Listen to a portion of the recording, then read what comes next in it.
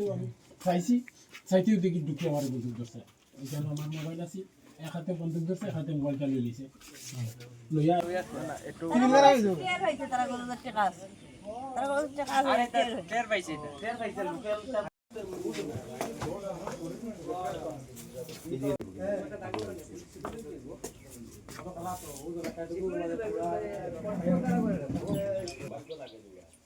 লোহার বন্দুক খানা খানা খানা খানা খানা খানা হলে তো এলএনজি এলএনজি এলএনজি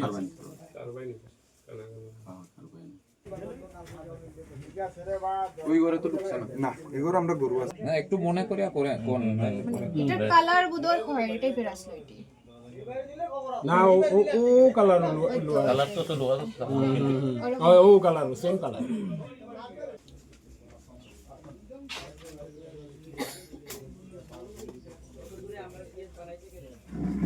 কি নাম তোমার? সাগর দেব।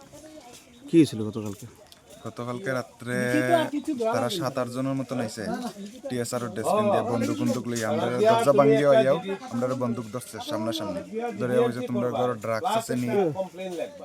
ড্রাগস আছে নি যে ড্রাগসের গোপন সূত্র খবর পাইছে যে ড্রাগস আছে হইয়া তখন এরপরে দিয়ে আমার মোবাইল নিছে, আমার বাবার মোবাইল নিছে, আমার বোনের মোবাইল নিছে, এরপরে দিয়ে আমার যে আমরা ঘরে যে ক্যাশ আসলো কিছু টাকা ধরো 70,000 টাকার উপরে নিছে, এরপরে দিয়ে আরও সোনা আসলো কিছু জিনিস সোনার উপর আসলো নিছে, এরপর আমার যেন মোবাইলের যেন চার্জারের হেডফোন সেটফোন সব নিছে।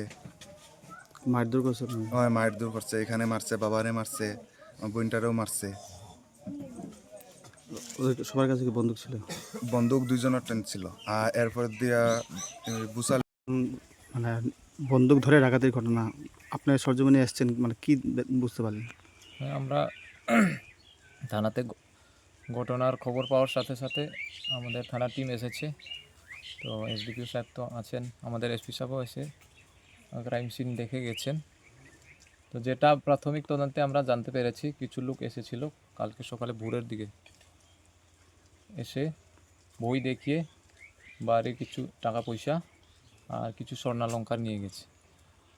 আর এখনও কারো নাম টাম পাওয়া যায়নি, বাকিটা তদন্ত চলছে।